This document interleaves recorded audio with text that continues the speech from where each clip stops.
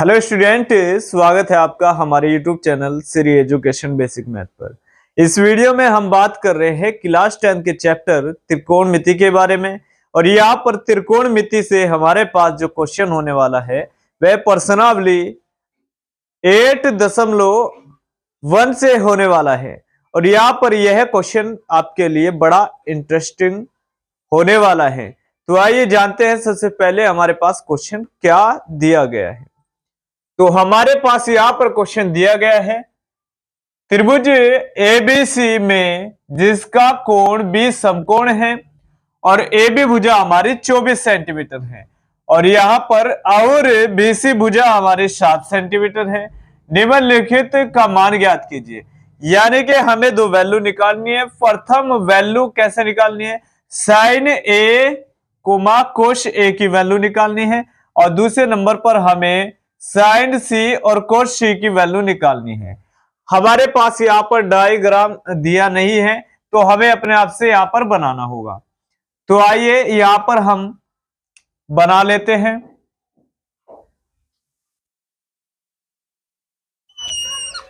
तो मान लीजिए आपके पास यह एक समकोण त्रिभुज यहां पर हो जाएगा।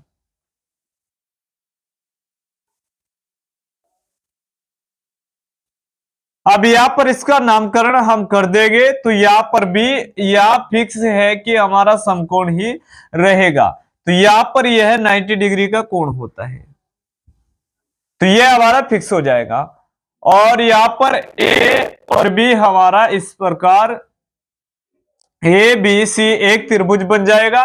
तो बी समकोण यहां पर दिया है तो हमने यहां पर बीच में कोण बी को रख लिया है। और यहां पर ए सी हमारी भुजा कहीं पर भी आप रख सकते हैं। सी के स्थान पर ए भी रखा जा सकता है और ए के स्थान पर सी भी रखा जा सकता है। तो यहां पर नियम केवल यह है कि एबीसी हमारा एक समकोण त्रिभुज है जिसमें बी हमारा 90 डिग्री के बराबर होगा। तो देखिए, इससे पहले एक छोटी सी बात आपको समझनी होगी। यदि हमारे पास कोई समकोण त्रिभुज है और इसका नाम यहां पर पी क्यू आर आपका रखा हुआ है और सेम एक और हमारे पास यहां पर समकोण त्रिभुज बना लेते हैं। तो यहां पर भी पी क्यू आर हमारे पास एक समकोण त्रिभुज हो जाएगा। यह दोनों हमारे पास समकोण त्रिभुज है, समकोण त्रिभुज। और यह भी हमारे पास समकोण त्रिभुज है। देखिए, समकोण त्रिभुज के यहां पर 6 अनुपात हमारे पास लिए गए हैं। साइन थीटा के बराबर लंब बटे कर्ण, कोस थीटा के बराबर आधार बटे कर्ण और टेन थीटा के बराबर यहां पर लंब बटे आधार। और यहां पर कोसेक थीटा के बराबर कर्ण बटे लंब और यहां पर सेक थीटा के बराबर कर्ण बटे आधार और कोट थीटा के बराबर यहां पर आधार बटे लंब हो जाएगा। तो यहां पर जैसे जैसे हमें क्वेश्चन को पूछा जाता है तो यहां पर एक भुजा हमारी यह होती है कर्ण, यह भुजा हमारी फिक्स रहती है,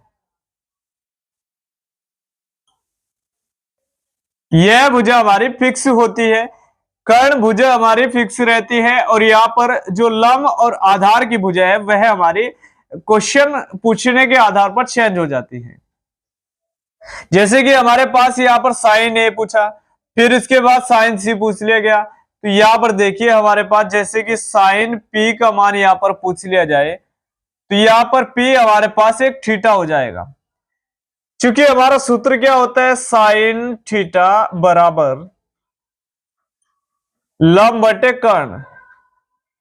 तो साइन थीटा के बराबर लंब बटे कर्ण होता है तो इसलिए यहां पर पी हमारा थीटा हो जाएगा और थीटा के आधार पर हमारे उसके सामने वाली भुजा लंब हो जाती है। तो यह भुजा हमारे पास लंब हो जाएगी। और यदि यही मान हमें पूछ लिया जाता साइन आर का मान निकालिए तो यहां पर साइन आर का मान निकालने के लिए यहां पर आर हमारे पास थीटा हो जाता और यही भुजा हमारे पास जो अभी आधार के रूप में थी वह लंब हो जाएगी।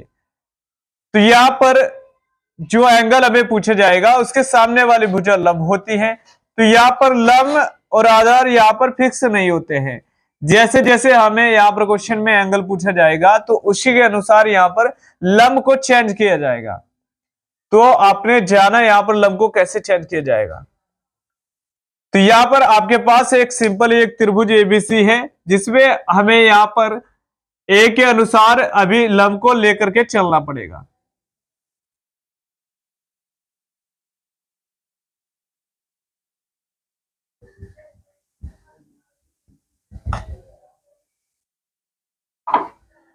तो आइए यहां पर जान लेते हैं। सबसे पहले हमारे पास क्या क्या मान दिए गए हैं। ए बी भुजा हमारे पास 24 सेंटीमीटर है, तो ए बी भुजा यहां पर लिखी है 24 सेंटीमीटर। और यहां पर बीसी भुजा यह है, तो हमारे पास 7 सेंटीमीटर हो जाएगी। अब आपके पास यहाँ पर जो कर्ण के रूप में कह सकते हैं फिलहाल यहाँ पर, तो कर्ण की भुजा यहाँ पर हमें निकालनी है, यह वैल्यू हमें नहीं दी गई है। तो समकोण त्रिभुज में एक हमारा नियम होता है पाइथागोरस प्रमेय का। पाइथागोरस प्रमेय से, तो पाइथागोरस प्रमेय से हमारे पास यहाँ पर कर्ण की वैल्यू को निकालना होगा। तो यहां पर यह वैल्यू हमारे पास कुछ इस प्रकार निकाली जाती है फॉर्मूला यूज करने के बाद कि कर्ण का स्क्वायर और यहां पर हो जाए लंब का स्क्वायर प्लस आधार का स्क्वायर। तो कर्ण हमारे पास भुजा एसी है, तो एसी का स्क्वायर, और लंब भुजा फिलहाल हमारे पास यहां पर ए बी है, तो यहां पर कर देंगे ए बी का स्क्वायर। और यहां पर प्लस में हमारे पास जो आधार की भुजा है वह बीसी यहां पर दी गई है। और यहां पर हमारे पास एसी भुजा को निकालना है, तो चुका तो यहां पर लिखेंगे एसी भुजा, और बीसी और एसी की वैल्यू यहां पर दी गई है, तो एसी की वैल्यू हमारे पास यहां पर 24 दी गई है, और प्लस बीसी की वैल्यू हमारे पास 7 दी गई है। तो यहां पर हमारे पास एसी भुजा अब निकल करके आ जाएगी। तो यहां पर हमें करना होगा 24 का वर्ग। तो वर्ग का मतलब होता है कि उसी संख्या या अंक को हम आपस में मल्टीप्लाई कर दें, यानी कि 24 की गुणा यहां पर 24 से करेंगे तो 24 का वर्ग आ जाएगा।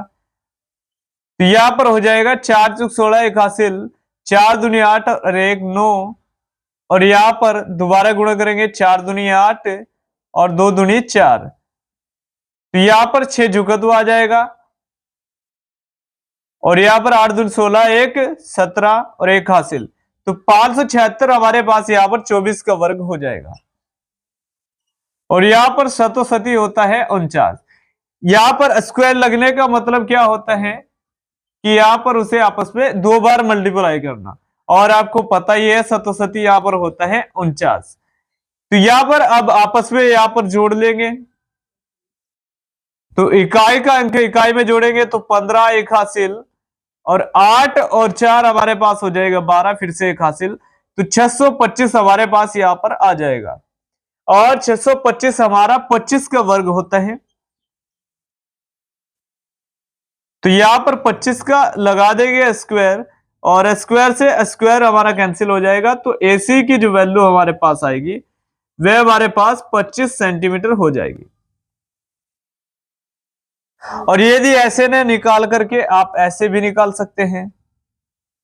यहां पर हमारे पास 625 है, तो आप AC से स्क्वायर हटा करके यहां पर अंडर रूट लगा सकते हैं, और फिर आप यहां पर 25 को इस प्रकार ज्ञात कर लेंगे। तो यहां पर अब आपके पास यहां पर यह जो AC भुजा है वह 25 सेंटीमीटर आ गई है। अब आपको निकालने हैं यहां पर साइन ए की वैल्यू और कोस ए की वैल्यू, और यहां पर साइन सी और कोस सी। सबसे पहले हम यहां पर साइन ए की वैल्यू को निकालेंगे, तो इसके लिए यहां पर एक छोटा सा हम यहां पर चित्र बना लेंगे। देखिए यहां पर ए बी सी हमारे पास एक समकोण त्रिभुज हो जाएगा, समकोण त्रिभुज। और इस त्रिभुज में यहां पर ए हमारे पास थीटा हो जाएगा, और जब यह थीटा है तो हमारे पास यह हो जाएगा लंब। तो अब यहां पर इसकी वैल्यू को रख लेंगे, यह 25 सेंटीमीटर है और यह हमारे पास हो जाएगी 24 सेंटीमीटर पहले से दी हुई है, और यह है हमारे पास 7 सेंटीमीटर। तो आपने जाना यहां पर जब ए हमारा थीटा है तो हमारे पास यहां पर लंब हो जाएगी बीसी भुजा। तो यहां पर निकालेंगे साइन ए की वैल्यू, थीटा का मान हमारे पास कोण एंगल ए से दर्शाया गया है, तो यहां पर इसकी वैल्यू हमारे पास यहां पर ऐसे निकल करके आ जाएगी। साइन ए बराबर होता है लंब बटे कर्ण। अब कर्ण तो हमारा यहां पर फिक्स होता है, अब लंब हमारे पास 7 है, तो साइन ए बराबर यहां पर लिखेंगे 7 बटे हमारे पास हो जाएगी भुजा 25। तो 7 बटे 25 हमारा यह अनुपात आ जाएगा साइन ए के बराबर। और यहां पर हमें दूसरी वैल्यू निकालनी है कोस ए की वैल्यू। तो यहां पर हमारा ए ही थीटा लिया गया है, तो सेम हमारे पास लंब 7 सेंटीमीटर हो जाएगा और जो हमारे पास आधार होगा वह हमारे पास 24 सेंटीमीटर हो जाएगा और 25 हमारा कर्ण हो जाएगा। तो कोस थीटा की वैल्यू हमारे पास होती है आधार बटे कर्ण। आधार बटे कर्ण, देखिए यहां पर आधार हमारे पास 24 सेंटीमीटर और 25 कर्ण हो जाएगा। यह यहां पर कोस ए की वैल्यू हमारे पास हो जाएगी। तो आपने सबसे पहले यहां पर जो साइन ए और कोस ए की वैल्यू निकालनी थी वह आपने यहां पर आसानी से ज्ञात कर ली है।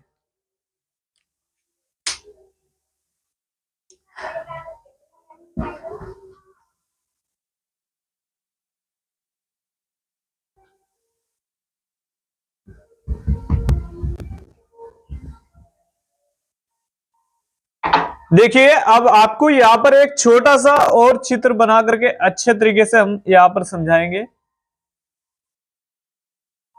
तो यह हो जाएगा ए और समकोण बी और सी। तो यहां पर हमारे पास जब साइन सी और कोस सी में मान निकालेंगे तो थीटा यहां पर आ जाएगा और इसके सामने की भुजा हमारे पास हो जाएगी लंब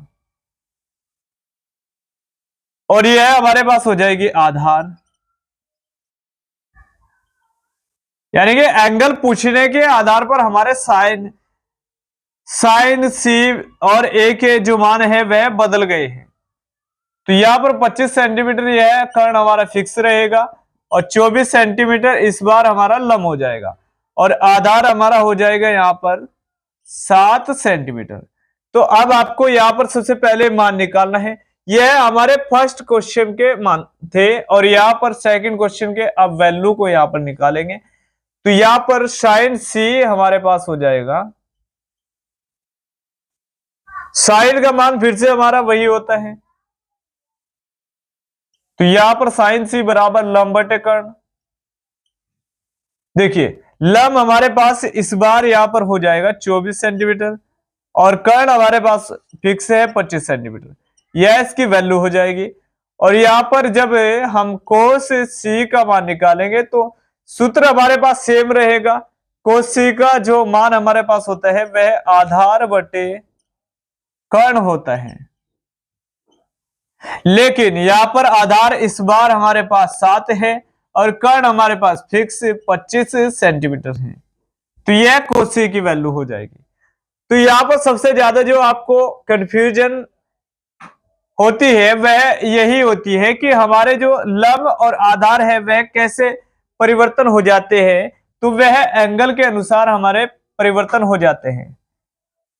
तो स्टूडेंट इस वीडियो में आपने जाना कि हमारे जो समकोण त्रिभुज के एंगल होते हैं वह त्रिकोणमिति में कैसे चेंज होते हैं, कैसे बदलते हैं, और आसानी से जो यह आपके पास हमने क्वेश्चन 8.1 से जो लिया था वह आसानी से आपके समझ में आ गया होगा। तो यदि आप की समझ में यह वीडियो आ गए हैं तो हमारे चैनल को सब्सक्राइब कीजिएगा, और यदि यह वीडियो आपकी समझ में नहीं आया है तो हमारे चैनल को सब्सक्राइब मत कीजिए। और यदि आपको वीडियो अच्छा लगे है, आपकी समझ में आ गए है, तो नेक्स्ट वीडियो पाने के लिए हमारे चैनल को कीजिएगा सब्सक्राइब और नोटिफिकेशन दबा लीजिएगा। यदि जब भी हम वीडियो अपलोड करें तो आपके पास सबसे पहले हमारा वीडियो आ जाए। तो स्टूडेंट फिर मिलते हैं नेक्स्ट वीडियो में। तो यह है क्वेश्चन आपके पास प्रश्नावली 8.1 और चैप्टर त्रिकोणमिति से हमारे पास क्लास 10 से लिया गया था। तो फिर नेक्स्ट वीडियो में हम मिलेंगे। इस वीडियो में इतना ही है स्टूडेंट।